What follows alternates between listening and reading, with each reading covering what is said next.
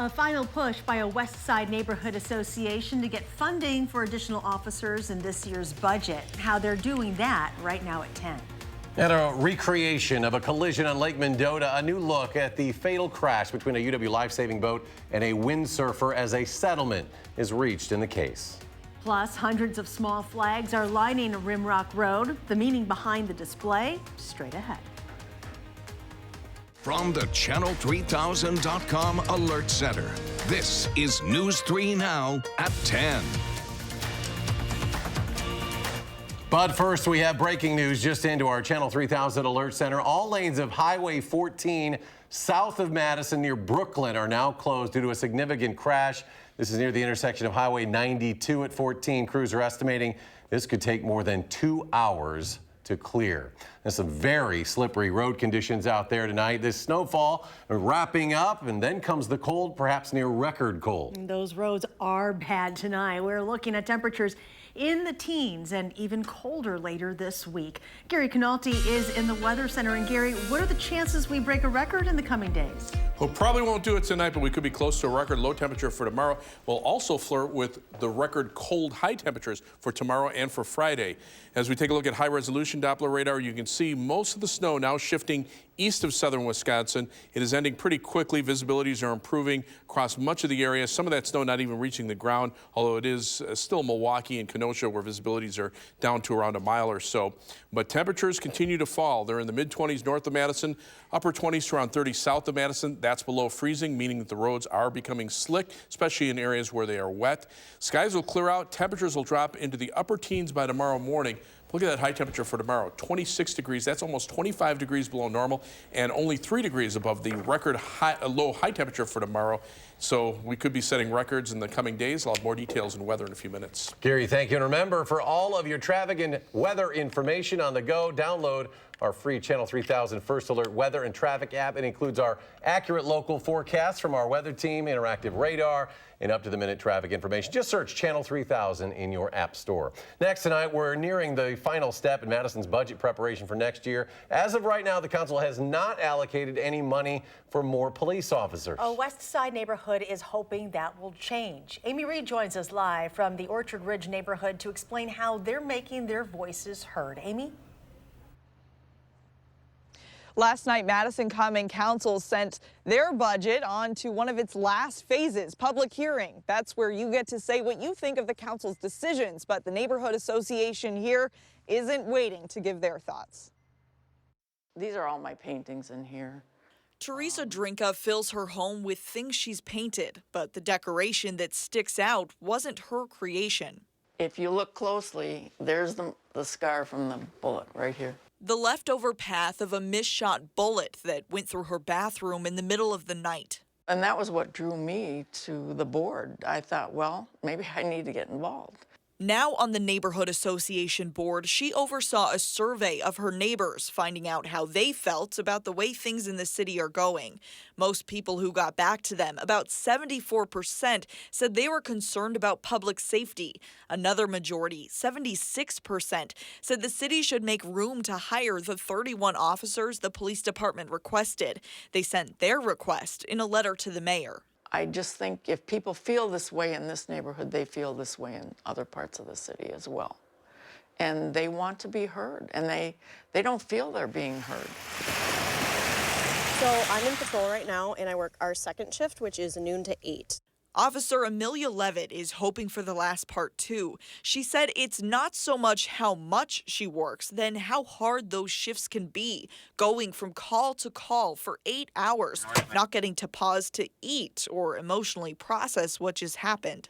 A lot of times it's, you go to a really intense call, and then dispatch will say, is anybody available to go to this next call, and you just move right on to the next and never really have that time to kind of process what you just saw, if that makes sense.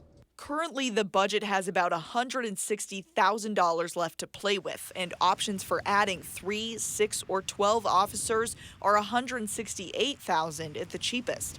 But Drinka said this should be a priority. I don't know where they're going to get the money, but it seems to me that this is a basic need. Feeling safe is a basic need. In her proposed budget, Mayor Rhodes Conway said policing is just one component of what makes our city healthy and safe. Some of her other ideas have been funded so far in the budget. If you have something to say about this, the public hearing is scheduled for Tuesday. It'll be in the Common Council chambers at 5:30. The state of Wisconsin has reached a settlement with the family of Yu Chen. He is the windsurfer who was killed in a collision with a UW life-saving boat back in May of 2017 on Lake Mendota. The wrongful death case, which was filed in May against 4 state employees and the UW, has been settled for $850,000. In this recreation released today, by the family's lawyers, it shows Chen was heading in the direction of the Hoofer Sailing Club when he was killed. The boat was returning to the station house on East Gilman Street after a service call. The collision occurred about a mile offshore on Lake Mendota. In a statement today, a UW spokesperson says, quote, Yu Chen's death was a tragedy. We believe reaching a resolution was in everyone's interest and will allow those involved to move forward. According to a release, the family has donated a bench in Madison's James Madison Park in Yu's honor. A corn dryer fire in Fitchburg rekindled tonight. Dane County Dispatch is confirming that with us. Several departments responded to the original fire on Irish Lane around 9:45 last night and were on the scene for several hours. It rekindled around 7:30 tonight, but was put out quickly. This is video from the town of Westport this morning where an explosion was caught on camera. Police tell us it was the result of a car running inside that garage, building up the carbon monoxide levels, and then igniting. No one was injured. The house itself wasn't affected by the explosion, but Chief Harris says the garage is not usable because of the amount of structural damage. We are learning more about Monday's massacre of a family in Mexico where 3 mothers and 6 children were killed. Today, Mexico's Secretary of Security says the guns used to kill them were made in the United States. During a press conference, he said it was the gun caps that helped them figure that out. Investigators say there were more than 200 bullets found on the scene. Another important piece of information from the press conference, investigators say the person arrested yesterday was not involved in the murder of the LeBaron family. The Milwaukee man accused of throwing battery acid on a Hispanic man's face while arguing about a parking spot has officially been charged with a hate crime. Prosecutors say 61-year-old Clifton Blackwell could now face an enhanced sentence if convicted of first-degree reckless injury. The victim, 42-year-old Mahoud Villalaz, suffered second-degree burns and extensive scarring. The West Side YMCA is now open after being forced to close for several hours. The city had to repair a water main break on Whitney Way, resulting in the Y not having running water. All of tonight's classes and events were canceled, but the Y says it will return to normal tomorrow morning.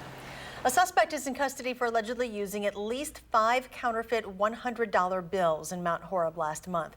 Police say that case may be connected to other counterfeit cases throughout our area.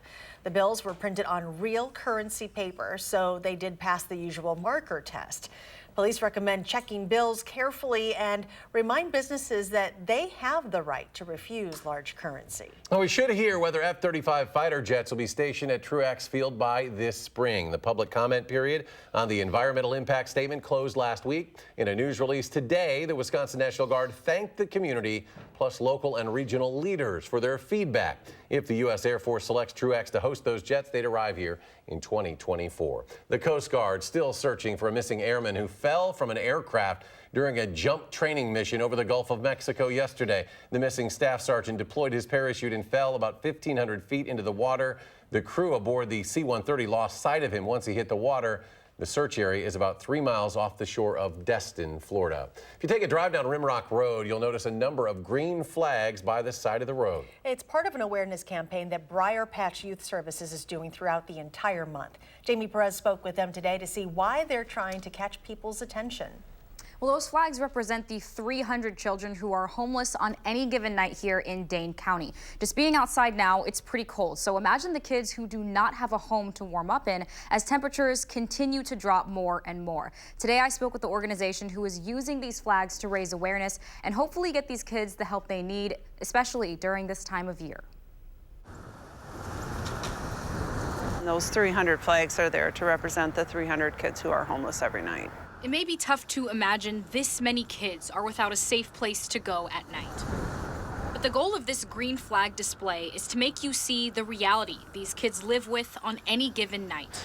They could be living in cars, they could be sleeping on the street, they could be sleeping with friends or family, couch surfing here or there.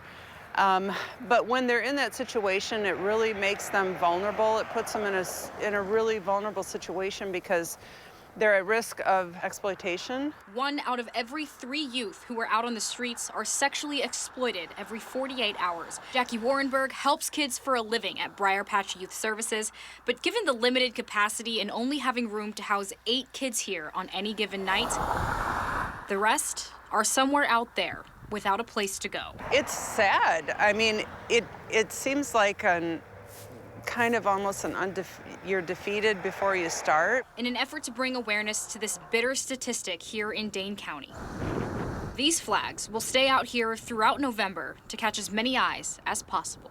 About half of the youth who are homeless or on the street come from foster care systems. You know, where these kids end up, these are the kids of our community's future. So it's important for everybody to pay attention and help them get the resources that they need. If you would like to know how you can help, Jackie said, please reach out to the staff at Briar Patch and they'll let you know what you can do. I have some of their contact information on our website. They also have a 24-hour helpline for any child that may be in need, so that number is also on our website right now as well. Jamie, thank you. Sure. Still ahead tonight, state lawmakers consider changing the age requirement for buying tobacco products. Plus, a new proposed housing development would mean getting rid of an old town hall. Find out where it would go next.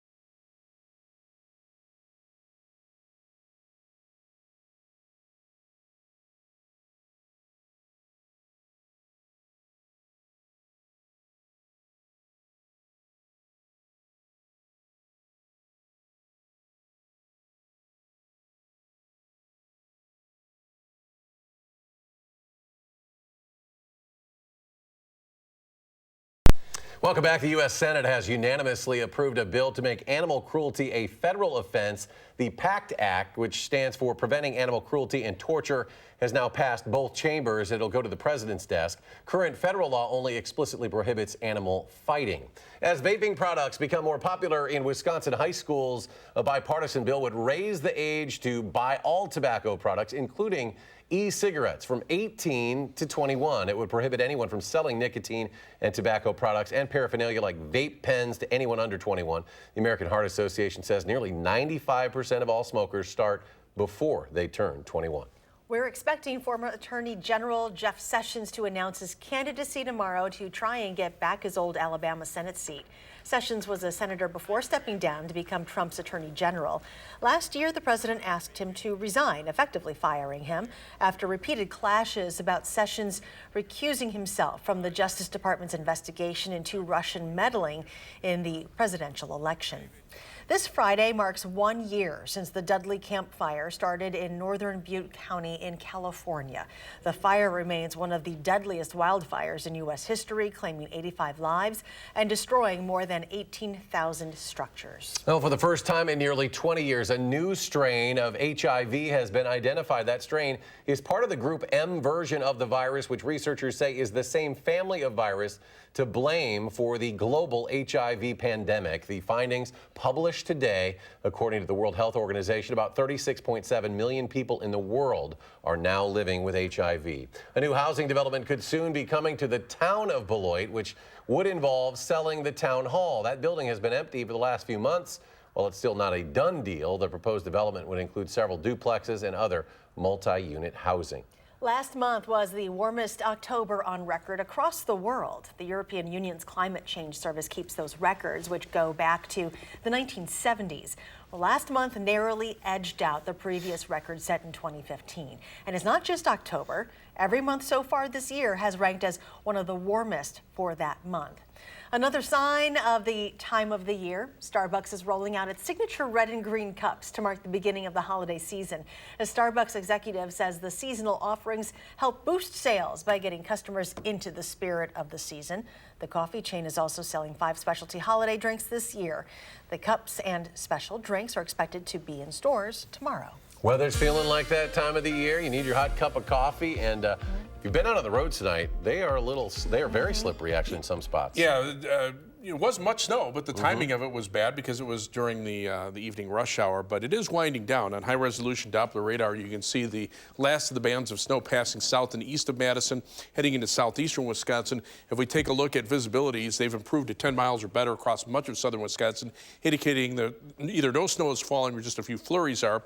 Visibility is still 7 miles at the Southern Wisconsin Regional Airport in Janesville, and then the lowest visibility is 1 mile in Milwaukee, 1.25 miles in Kenosha, but that band of snow will be moving out before too long. Temperatures, though, remain below freezing. Janesville's still at 30, but everybody else in the 20s, and that's cold enough to get the snow to stick to the highways, especially if they're untreated. Even if they are treated, a lot of them are wet, and then eventually they refreeze, and that could lead to some slippery road surfaces. We have alert days in the forecast for tomorrow and Friday. High temperatures only in the mid to upper 20s. That'll be flirting with record low high temperatures for the day. Tomorrow night's low temperature of 10 be very close to the record of 7 set back in 1991. Those temperatures averaging greater than 20 degrees below normal. Then for Monday, Tuesday, and Wednesday of next week, even colder weather arrives. We're talking about near record low temperatures for Monday and Tuesday morning, and near record low high temperatures for Monday and Tuesday as well, with those readings only in the lower 20s when average high temperature should be in the mid to upper 40s. So the high temperature trend, well, that's where we should be, 49 to 44, and we don't even get into the 40s over the next 10 days. 5 of those days, we don't even get into the 30s. 3 things we want you to know in this forecast. Record or near record, unseasonably cold weather for tomorrow and Friday. Breezy and not as cold Saturday. Temperatures will actually be in the upper 30s, but then a cold front comes through on Sunday. Temperatures are falling off already in the afternoon, and then near record cold again for Monday, Tuesday, and Wednesday of next week. Live view from the Edgewater Skycam in downtown Madison. Not seeing any snow on the lights of the Capitol. Looks like it's finally ended here in Madison. As we check out the almanac for today, average high temperature, as I mentioned, should be around 49 degrees. Well, today, just a little bit below that, 31, the best we could do. 27, the low, that was a couple of hours ago. Temperatures have been fluctuating up and down. Actually, we've dropped back to 27 now. Skies are still cloudy, but once those skies clear out, those temperatures will drop off pretty rapidly. Wind chill is already at 18 degrees. Low temperatures this morning were in the teens in northern Wisconsin, mid to upper 20s here. Take a look where current temperatures are. They're very similar to those temperatures already, and we still have quite a few hours to go before we hit the lowest temperatures of the morning. So we're going to be looking at teens pretty much statewide.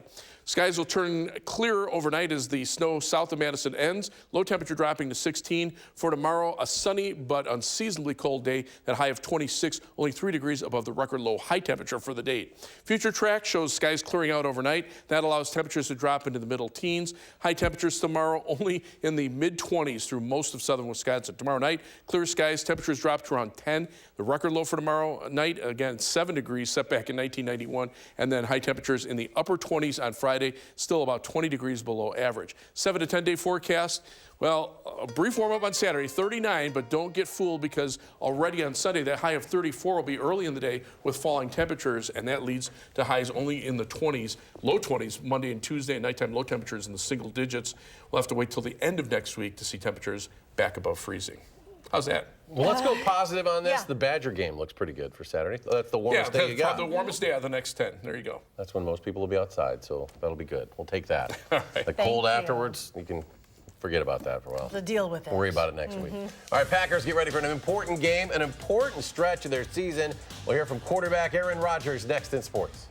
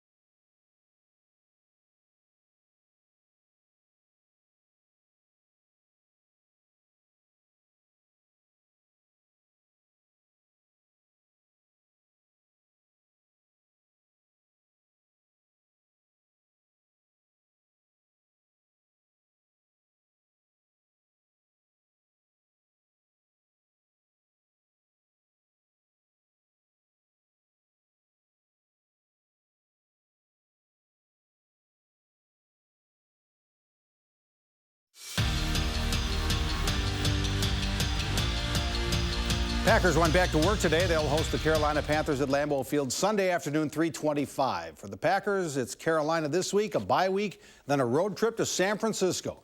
Aaron Rodgers knows they need to get back on track with a win Sunday. This is an important one for us to bounce back. I think that's the main focus. Obviously, we know what's coming after this week, and we know what's coming after that week as well. You know, this is an important one for us to get back on track, a home game. You know, we've been good at home this year. We're 4-1, and you know, excited about the weather. You know, the colder the better, I say, this time of year. You know, we can set ourselves up to be in a position to play some really meaningful games in December, but we got to take care of the ones at home. The Badger men's basketball team is back from South Dakota and right back at practice today. Wisconsin hosts Eastern Illinois Friday night at the Kohl Center. Greg Gard's Badgers lost in overtime to 20th-ranked St. Mary's last night, but a real bright spot in the game was Nate Reavers, who led Wisconsin with 22 points, 6 rebounds, and 4 block shots. Reavers didn't get the win, but he feels like he has a lot to build on. Definitely just being a force inside and being able to step outside and make shots. Felt like I did a decent job of that in this last game, and just got to keep going from here. The Badger football team is a 9.5-point favorite against Iowa Saturday afternoon at 3 at Camp Randall. It'll be a homecoming for Iowa running back Torrin Young, who helped Monona Grove High School to a WIA state football championship when he was a sophomore. This season, Young is Iowa's second leading rusher with 366 yards and a touchdown. He's looking forward to returning to Madison because even though he's now a Hawkeye, he's still a Wisconsin guy. You know, it's definitely a great opportunity. You know, I grew up not too far from the stadium and watched a lot of Wisconsin football. So to get the opportunity to go there and play against them is always fun. And it's exciting. A lot of family, friends, teachers, coaches will be there. So it's definitely fun. You know, both programs pride themselves on being physical and tough and playing that smash mouth, hard-nosed football. So it's definitely going to be a physical game, and it's going to be a good one. A couple of WIA state tournaments begin tomorrow at State Boys Soccer in Milwaukee. Lake Mills plays the Prairie School at 11 a.m. in Division 4, while McFarland and Rice Lake play in Division 3 at 4:30. And at State Girls Volleyball at the Resch Center, Sun Prairie and Arrowhead play a Division 1 quarterfinal tomorrow night at 7. Bucks are playing the Clippers in Los Angeles. Kawhi Leonard out. He's resting his knee, load management. Bucks had a great start. Chris Middleton to Brooke Lopez, 9-0 Milwaukee. And how about this? Giannis for 3. They're going to the third quarter. It's Bucks 70, Clippers 59. And we'll be right back.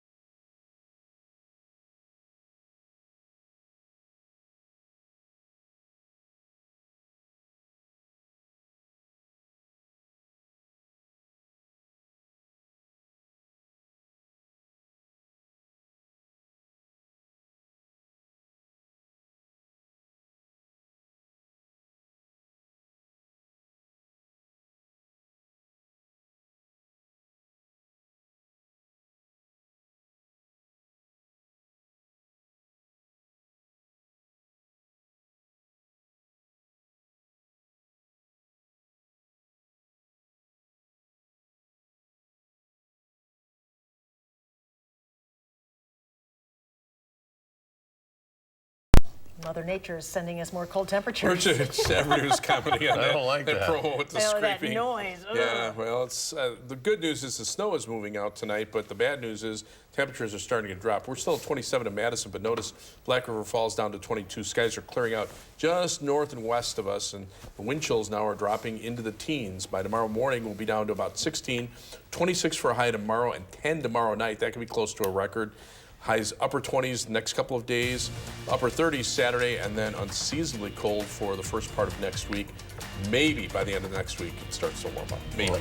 Yeah, let's look forward to that. Thanks for joining us for News 3 Now at 10. Do something good, and we'll see you back here tomorrow.